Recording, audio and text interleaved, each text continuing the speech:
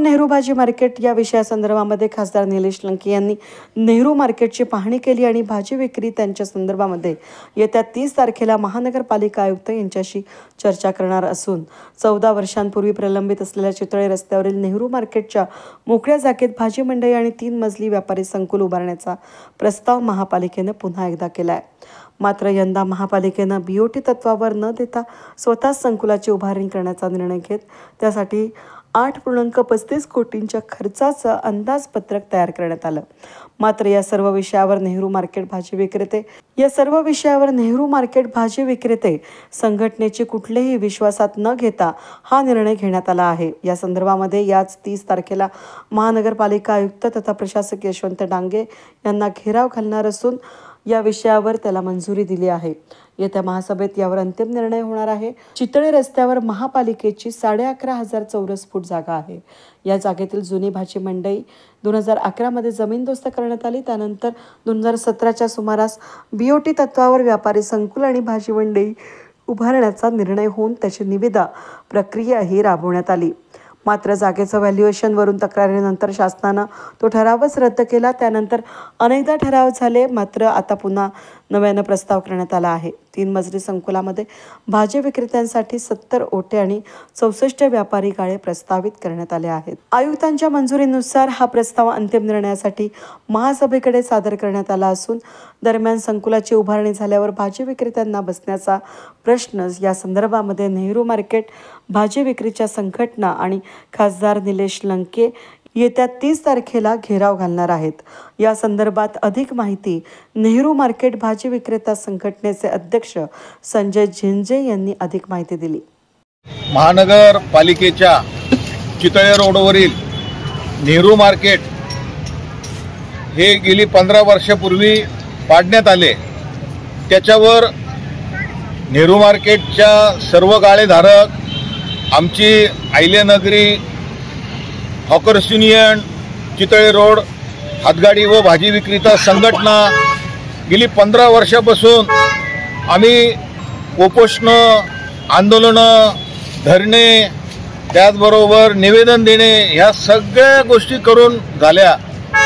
वेळोवेळी ज्या वेळेस जे आयुक्त असतील त्यांना भेटून नेहरू मार्केट बांधा म्हणून आमची नेहमी मागणी असायची।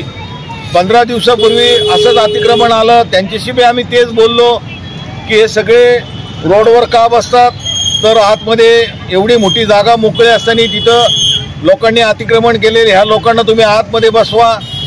आम्ही सर्वजण आयुक्तांना भेटायला गेलो, निवेदन द्यायला गेलो। त्यावेळेस आयुक्तांनी आम्हाला सांगितलं की आपण तिथं आराखडा तयार केलेला आहे, आपण लवकरच त्याचं टेंडर काढतो। आम्ही स्वागत केलं ह्या गोष्टीचं, म्हणजे महानगरपालिका प्रशासनाचं आम्ही स्वागत केलं, परंतु आमची जागा कुठे हे आम्हाला अजून सांगण्यात आलेलं नाहीये। म्हणून आम्ही आज सर्वजण खासदार निलेशजी लंके साहेब यांना आम्ही नेता सुभाष चौकामध्ये आम्ही सर्व गाळेधारक भेटायला गेलो। त्यांना आम्ही विनंती केली की साहेब तुम्ही नेहरू मार्केटची तिथं या पाहणी करा, व त्यांना सांगितलं की साहेब आराखडा 3 मजलीचा तयार झालेला आहे। त्या 3 मजलीमध्ये आम्हाला महानगरपालिकेने प्रशासनाने बोलवलं नाही। आमच्या सगळे गाळेधारकांना, ओटेधारकांना तुम्ही टेंडर काढलं, आमचं काही म्हणणं नाही। अरे पण आम्हाला बोलवा ना चर्चेला, आम्हाला दाखवा ना, तुम्ही आराखडा दाखवा, किंवा तुमचे जे काही 72 आमचे जे ओटे आहे ओटेधारक, ते 72 ओटे कुठे आहे, 17 जे आमचे गाळेधारक आहे ते 17 गाळे कुठे आहे, आम्हाला काही सांगितलं नाही। टेंडर काढलं, आम्ही वेळोवेळी त्यांना साहेबांना जाऊन भेटतो, म्हणून आज लंके साहेब स्वतः पाहायला आले। लंके साहेबांनी 30 तारखेला दुपारी आयुक्तांच्या कार्यालयामध्ये नेहरू मार्केट या विषयावर मीटिंग लावलेली आहे आणि त्या मीटिंगमध्ये आम्ही सर्व गाळेधारक सगळेजण आराखडा पाहणार आहे।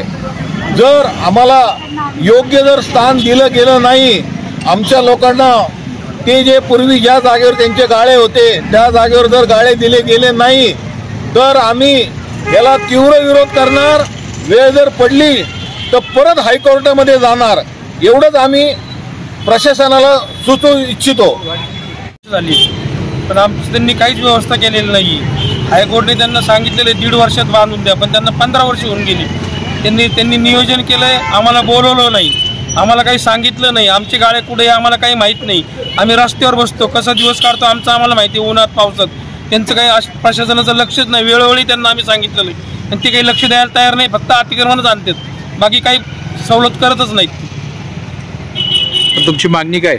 आमची मागणी त्यांनी आम्हाला बांधून द्यावं व्यवस्थित. आमची गाळे दाखवा, आम्हाला आराखडा दाखवा आमचा, आम्हाला मंजूर असतो आम्ही हा म्हणू, नाही तर आम्ही हायकोर्टात जाऊ. ओके.